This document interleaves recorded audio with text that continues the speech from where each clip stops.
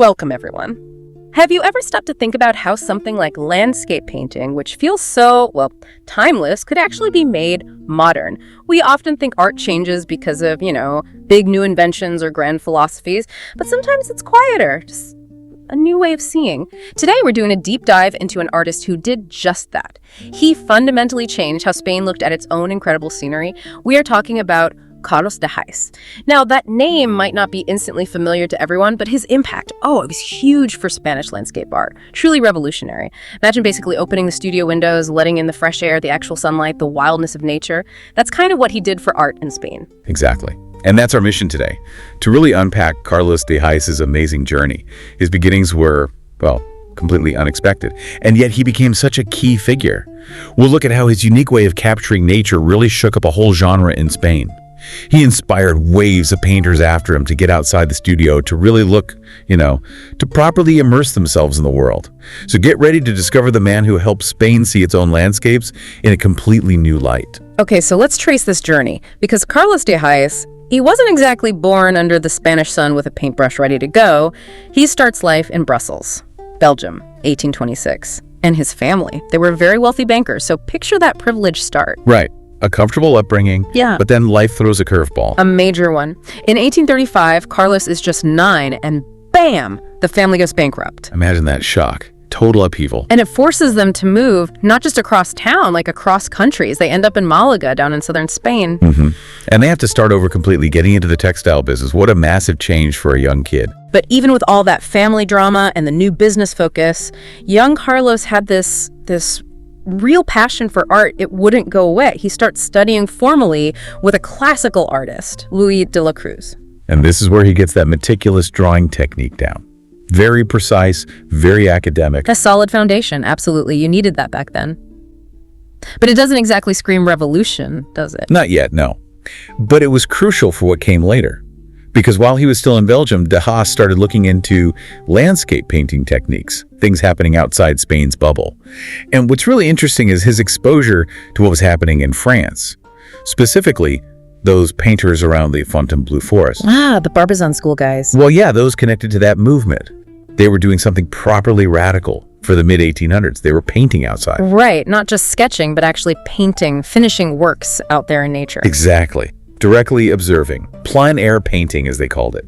And this is where it gets really cool, because it wasn't just an idea, right? There were practical things that made it possible. Think about it. Artists dragging their canvases, their paints, all their gear out into the fields or forests. Sitting up right there by a stream or under some trees. It was a huge break from tradition, and it was helped along by some clever inventions, like oil paint finally being sold in portable metal tubes. Like toothpaste tubes, basically. Game changer. Totally. No more grinding pigments in the studio. And those portable French easels, too, the ones that folded up. Suddenly you could actually go outside and capture the light, the atmosphere, right there on the spot. It was immediate. So why was this such a big deal specifically for Spain? What was the situation there? That's a key question, because at the time, the official art world in Spain, the big academic circles, they kind of looked down on landscape painting. They saw it as, less important, less serious than big history paintings or religious scenes or fancy portraits. So like background stuff, decoration. Pretty much. It was considered a minor genre. So de Haes is bringing these modern European outdoor painting ideas back to Spain. That was going to challenge things big time. Okay, so de Haes comes back to Spain. It's the mid-1850s. And he's not just a student anymore. He's exhibited internationally. He's absorbed these new ideas. He makes his debut at Spain's first National Exhibition of Fine Arts in 1856. Only shows a couple of paintings, including one called El Cerro Coronado por la Tarde, the crowned hill in the afternoon. And it only gets a third-class prize from the jury, which sounds meh. Right, but here's the interesting bit. A private collector snapped it up immediately. So the public, or at least some collectors, saw something appealing straight away, even if the official judges weren't fully convinced yet. Exactly. It shows there was an appetite for something new. Now, the Spanish art world back then, it was complicated. Very influenced by powerful families. You mentioned the Madrasos. Yes, the Madrasa family. Hugely influential at the Royal Academy of San Fernando. They really shaped the official taste, which was more towards neoclassicism, history painting. So realism, landscape, not really their main thing. Not particularly. But somehow de Haes, even as a foreigner bringing challenging ideas, he managed to navigate this system. How did he do that? Well, it seems his talent was undeniable, and perhaps connections helped. Ironically, the Madrazo-dominated system actually, in a way, opened the door for him to compete for a professorship. And compete he did. He actually won. 1857, he becomes professor of landscape at the San Fernando Academy. That's massive. Huge. A real turning point. And get this, the selection process itself was radical for Spain. How so? It specifically required the candidates to paint directly from nature, to use those plein air principles de Haes believed in. Wow. So the job application itself was a statement, a signal that things were changing at the academy. Absolutely. It wasn't just about hiring someone. It was about endorsing a new way of working. And becoming a professor there at the Royal Academy, that gave him a huge platform, didn't it?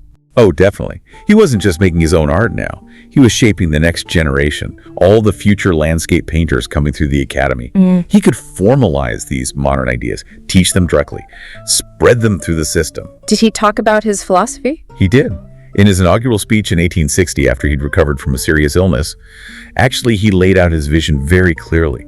He said art wasn't just about copying reality perfectly. A camera could do that. He actually mentioned cameras. Photography was still pretty new then. Yeah, he called it a daguerre machine, after the daguerreotype process.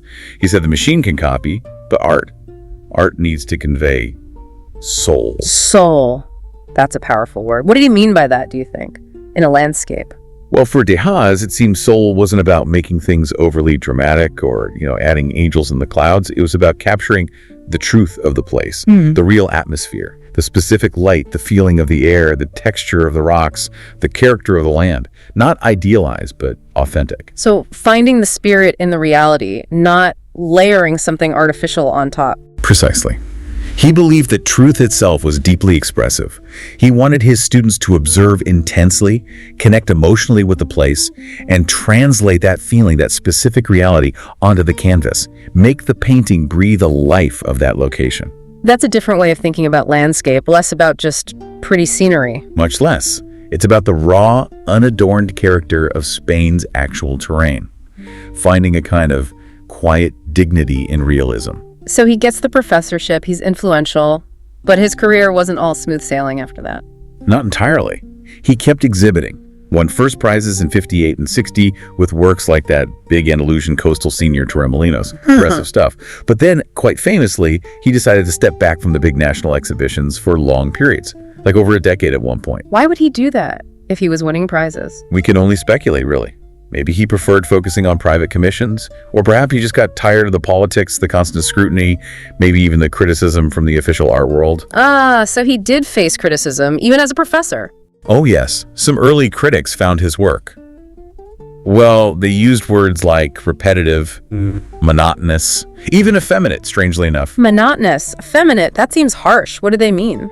It's less likely a comment on his actual skill, I think. Yeah. It probably shows how much his consistent, realistic, sometimes quite understated style just didn't fit the mold. They were used to grand, dramatic, maybe more masculine historical scenes. De Haes offered quiet observation, authentic nature. It was different. It challenged their tastes. So he had a vision and just stuck with it, regardless of whether everyone loved it immediately. Absolutely. He had conviction. And that dedication really comes through later on. How so? Well, after staying away from the national exhibitions for 14 years. 14 years, that's a long time. It is. He returns in 1876, and he presents this huge monumental painting. It's now seen as arguably his greatest masterpiece. Which one is that? La Canal de Mancorbo en los Picos de Europa. A powerful, rugged depiction of the Picos de Europa mountains. Real untamed nature. Okay, his masterpiece. So finally, big acclaim, right? Top prize. And here's the kicker. Nope, nothing. Nothing. It went completely unnoticed by the critics at the time. He didn't win an award for it. Critically, it was kind of a dud in its moment. You're kidding. His masterpiece was ignored. Pretty much. It just underscores how far ahead of the curve his vision was. Yeah. True innovation, especially the kind that asks people to see differently, isn't always recognized right away. The art world needed time to catch up. Wow. So thinking about his overall impact, his legacy, it's not just his own paintings then, is it? Even the ignored masterpieces. No, his true lasting legacy is probably even bigger than his own canvases. It's the ripple effect. It's his students. Like who? Artists like Aureliano de Bruete, Dario de Regoyos, names that became huge in Spanish art themselves. They soaked up his teachings. They traveled with him, learned how to look, how to paint outdoors. So he passed the torch. He really did. They became the first complete generations of what we now call modern Spanish landscape painters. They carried his ideas forward. So his emphasis on direct observation, capturing the truth, the soul of nature, that became foundational. Absolutely foundational. It paved the way for later movements like Spanish Luminism that style focused on light and atmosphere, and it even prefigured modernism by shifting focus to the artist's personal experience of the landscape. He didn't just teach them painting techniques. He taught them a whole new way of seeing and connecting with their environment. It's interesting how things become modern and then eventually not. Right.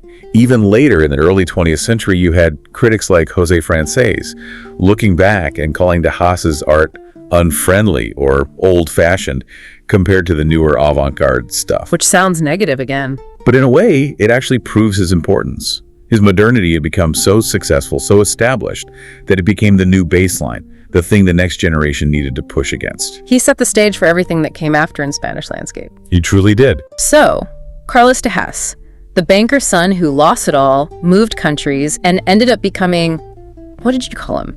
The daguerreotype with a soul for Spanish landscapes. Huh. Yeah, something like that. His story is a great reminder, isn't it? That making something modern isn't always about loud revolutions.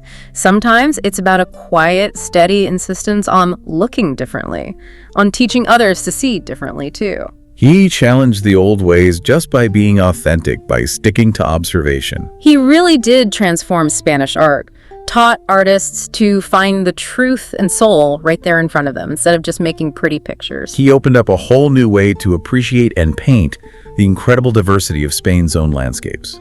And maybe that leaves us with a thought. You know, in our own lives, we're constantly bombarded with images, with distractions, with ideas about how things should look. What if we tried to pause, like de Haes urged his students, step outside, maybe literally or figuratively, and just really see the landscape around us? Whether that's actual nature or our city streets or even the people we interact with. Exactly. See it with that kind of deep, soulful attention he talked about. What hidden truths, what unexpected beauty might we find if we just